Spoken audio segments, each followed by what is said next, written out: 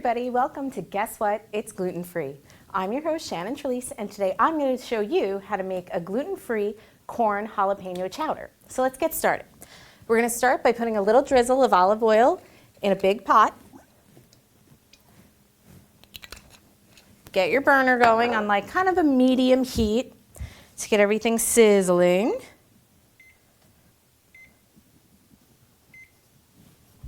And then just go ahead and add in your onions. Some people like to wait until the oil is hot and you get that sizzle, but I would really like the onions to sweat it out and get really soft and, you know, almost translucent in color. And while that's getting going, I just want to show you a cool trick on how to cut an onion. So after it's peeled, you want to leave this little hairy end on, and that's going to help you keep everything together so it doesn't slide out. So then you can start your knife cuts. First you go long ways, then you go horizontal. And just like that, you have those perfect little, almost between diced and minced pieces that almost every single recipe calls for, and it makes it so much easier to do. All right. So let's add those in.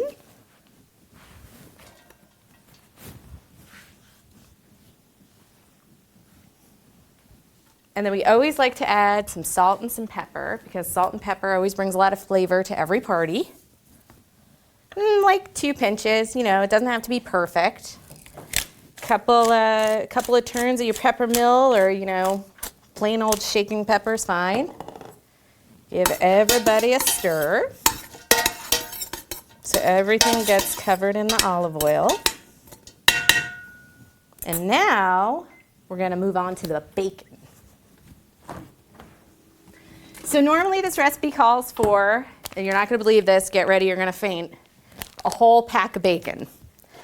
I would like to keep it a little budget friendly, a little lighter, so we are only going to use a quarter. But if you want to use the whole pack, go ahead, feel free, there's no judgment. I'm going to get this open.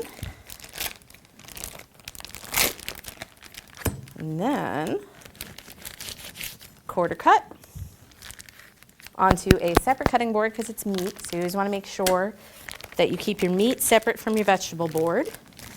This guy is going to go back in the fridge.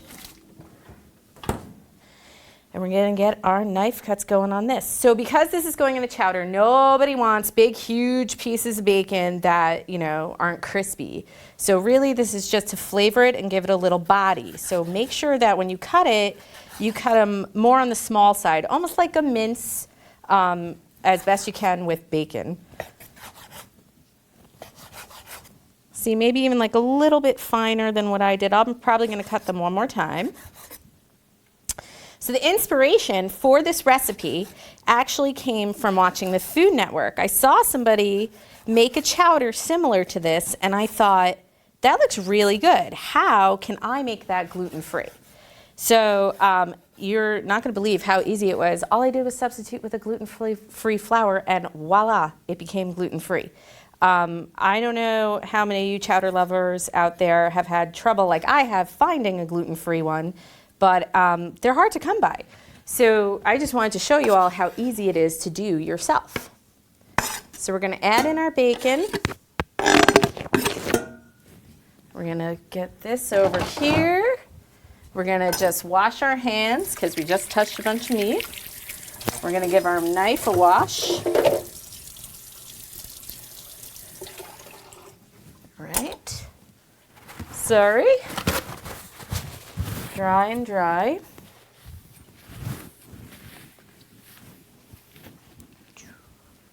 All right. Ooh, you hear that sizzle? The bacon and the onion are starting to become best friends. So you just want this to cook for a little bit. So this way they're all joined together, and you want the fat from the bacon to render out because that's going to be your fat that's going to make your roux. All right. So while that's happening, I'm just going to turn up the heat a little bit. While that's happening, we're going to get started on our peppers. So for this recipe, it calls for kind of like the tricolor peppers, the red, the yellow, and the orange. But you can really use any type of pepper that you want, whatever, feels good for you. Some people really just like green. You can use green, whatever. So I'm just going to show you a super easy way to de-seed and de-rib a pepper before you cut it. Before you cut it into pieces for your recipe. So you want to just go around the sides of it. And poof, perfect. It's all out. So now if you've never cut a pepper before, you always want to cut it skin side down, because if you cut it skin side up, it's one, a lot harder to cut, but two, it tends to slip away from you while you're cutting it. So you just want to keep it in nice thin pieces like that, and in a way that's easy for you to cut. Oh, smells awesome already. I can't wait to put the rest of this in there.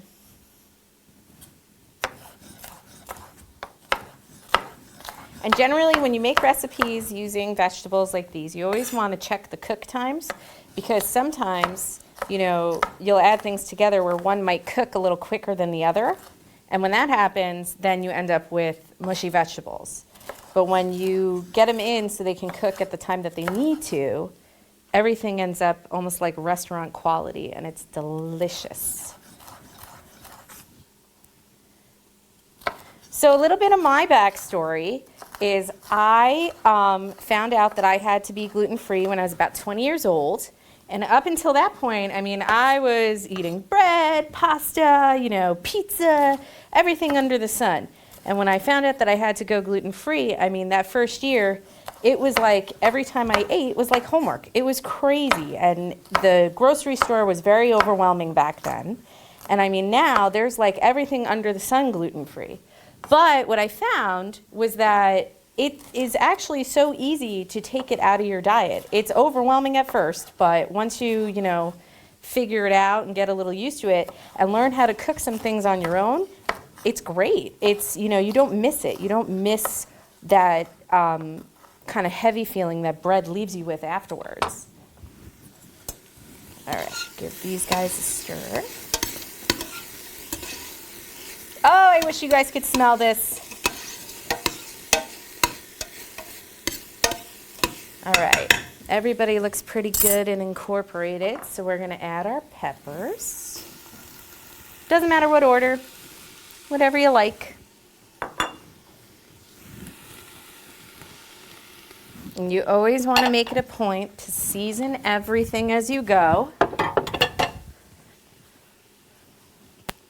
That's a bit of a joke between my husband and myself, because, honestly, with busy lives, sometimes you forget to do it, and then you really find out at the end result. So you definitely want to take the few minutes to just remind yourself, salt and pepper, everything. A little dash, little pepper.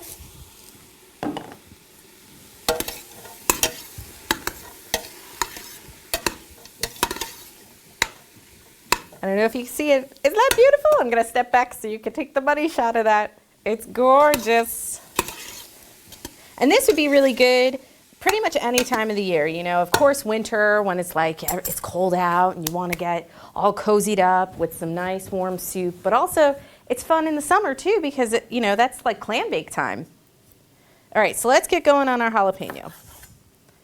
So the jalapeno, if you like really, really spicy food, you can keep the seeds in, but I take them out because I have 3 kids that if I left that in, they wouldn't eat it. So for me, I de-rib and de-seed, but you are more than welcome to leave them in. Woo. All right. And after you're done, touching this jalapeno, you want to make sure that you really wash your hands. Don't touch your eye or anything afterwards, because that is super, super, super painful. You can wear gloves when you do this if you want. All right, so you're going to cut this guy just like the orange pepper that we did. I don't know if any of you watch Worst Cooks in America, but every time I have my finger sticking out on the knife like this, like I just did, all I think of is Amberelle coming to draw a big red line on my finger. I've never taken a knife cuts course, but I'd like to after seeing that.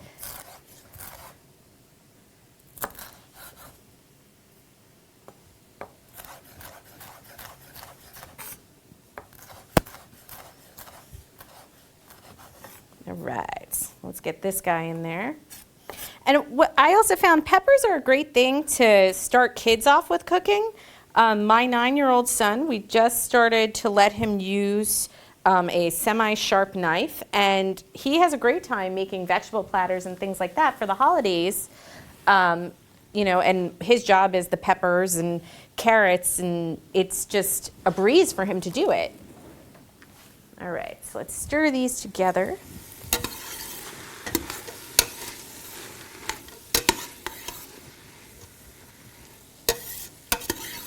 Woo, smells awesome.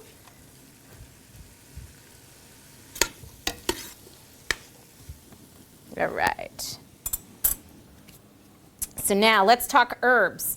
So for this recipe, I have found that I really love thyme. And if you've never used thyme, it is this beautiful, just fragrant herb that it tastes very similar to oregano. And I have to say, up until this year, I don't know why, but I always thought, you know, I don't really like thyme. It must taste like this. And it's amazing. I don't know where it's been all my life. So to, you know, take the leaves off, you pull back on the stem, and they come right off, and you drop them in. You can give them a chop if you want, if you're worried that it's too big. I like this, the fullness of the leaves in there.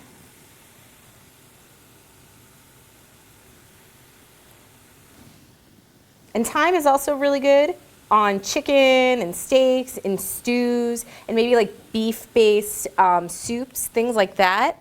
I throw it into pasta sauce also because oregano and me, we don't get along very well.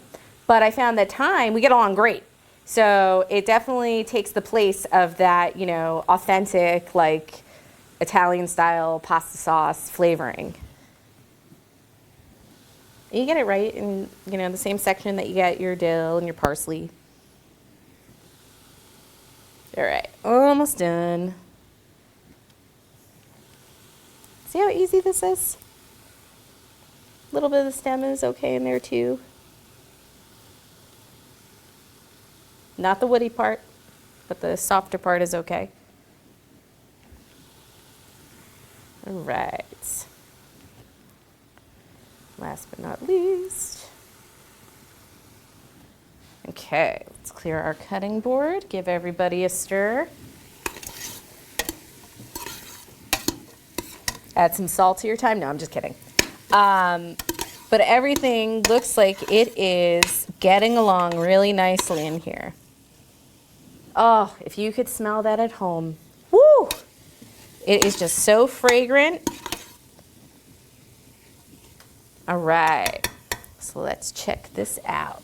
Now at this point, we are going to add a 1/4 cup of gluten-free flour. You don't need much. And this, you want to try to, as best you can, disperse it all over your vegetables. And it's going to cook quick. Let's move that guy back. So you want to stir these up. Get them all hanging out together.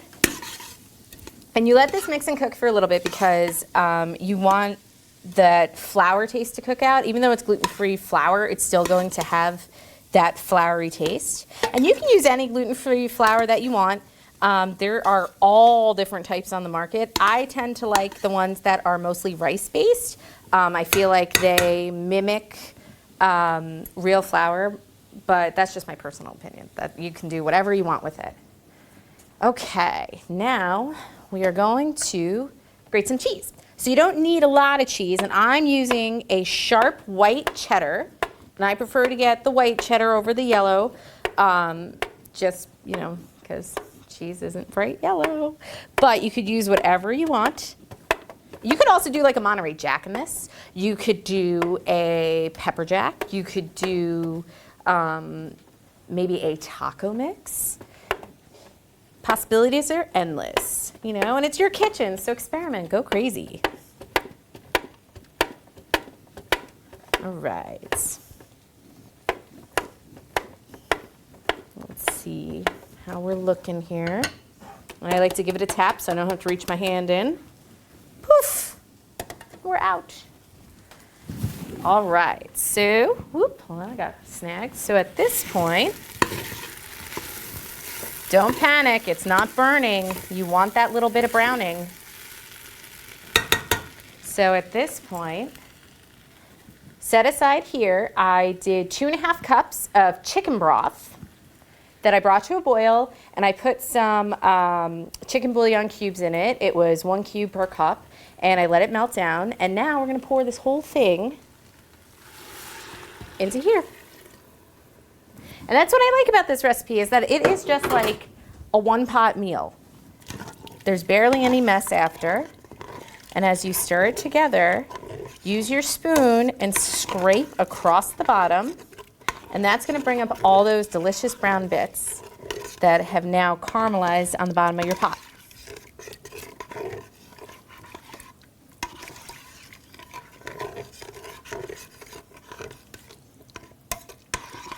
And you can add some salt to this if you want. I tend to not, because I do use a chicken stock that has, you know, it's not low sodium. It has the salt already put in it. All right. Let that cook a little bit. And while that's happening, we're gonna get our cream out, because everything's gonna come together really fast now. Now, you don't need a lot of cream. I mean, you could use a lot of cream if you want, but you don't need a lot of cream for this. A friend of mine also told me that you can also substitute potatoes for the cream, which I haven't tried yet, but I will let you know how it turns out the next time I make this using potatoes in place of the cream. All right, so add in your cheese.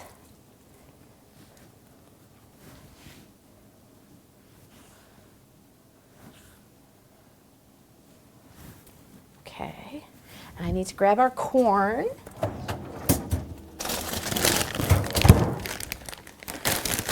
Now with the corn, you can put as much or as little as you like. I don't have much left in this bag, so I'm just gonna put it all in. And what makes this chowder so awesome is that this would be, you know, good with broccoli, maybe some okra, things like that that are, you know, a hearty vegetable. I mean, really, you could do anything with it. All right. Woo. Okay. Now let's get ready to put our dash of cream. Give it a shake so everything, you know, reincorporates. And we're just going to do a swirl. That's it. You don't need much.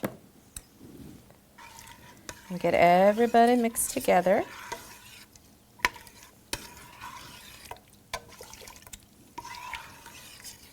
All right.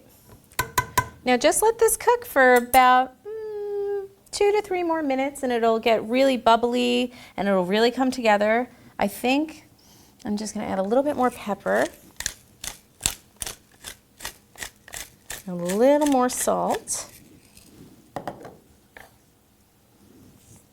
Just a little. Give it another stir.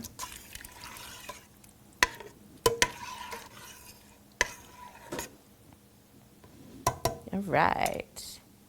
Now, if you guys have any recipes at home that you would like for me to try to make gluten-free, please see my email in the credits lines. It's thetrellisefamily@gmail.com, and I'm happy to try out, you know, different recipes to suit any type of dietary need, allergies, things like that, because you'd be surprised how easy it is to do.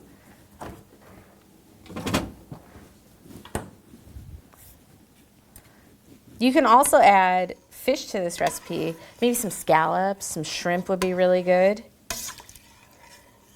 It's a good way, I mean, if your kids are, you know, willing to try chowder, it's a good way to sneak some new adventurous meats into their diet. So other recipes that I'm going to be doing on the show are going to include brunch and, you know, different types of old favorite Italian dishes. You know, there's the, you know, spaghetti and meatballs and things like that that we all know of. But you know what I learned how to make recently? Gluten-free mozzarella sticks, and they are amazing. It just took a lot of finessing because the first couple times I did it, woo, they just disintegrated and all I had left was the shell. All right, let's give this guy a taste. Ooh, it's hot.